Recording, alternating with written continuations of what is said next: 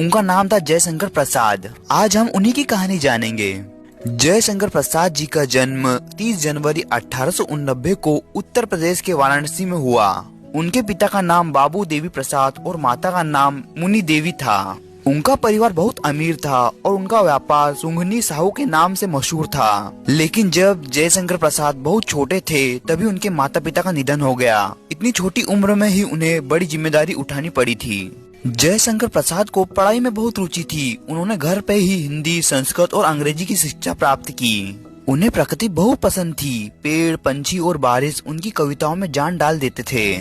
जयशंकर प्रसाद छायावादी युग के महान कवि माने जाते थे। तो यहाँ सवाल उठता है कि छायावादी युग क्या है?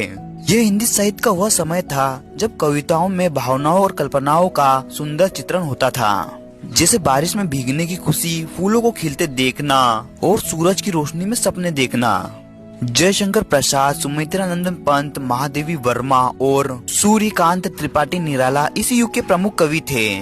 बात करते हैं जयशंकर प्रसाद की रचनाएं। जयशंकर प्रसाद ने कई कविताएं, नाटक और कहानियां लिखी। जैसे कविताओं में उनकी प्रसिद्ध रचनाएं कामायनी, आंसू, झरना। बात करते कामायनी, यह उनकी सबसे प्रसिद्ध कविता है। इसमें इंसानियत भावनाओं जैसे प्रेम, क्रोध और आशा को दर्शाया गया है। और वहीं आंसू में जीवन के दुखों और संघर्षों का वर्णन किया है। और रही बात झरने की, इसमें प्रकृति की सुंदरता का वर्णन मिला है। और उनके प्रसिद्ध नाटक थे चंद्रगुप्त, यह भारतीय इतिहास पर आधारित नाटक है। ध्रुव स्वामिनी, इसमें महिलाओं की ताकत और साहस को दिखाया गया है। स्कंदगुप्त, इसमें भारत के गौरवशाली इतिहास का वर्णन है। और वहीं पे उनके प्रसिद्ध कहानी संग्रह छोटे छोटे चित्र, इसमें छोटी छोटी कहानियों के माध्यम से समाज के बारे में बताया गया है। और उनके प्रसिद्ध उपन्यास में है तितली, ये एक साधारण लड़की की कहानी है। जयशंकर प्रसाद बहुत ही दयालु थे। वे हमेशा दूसरों की मदद करते थे।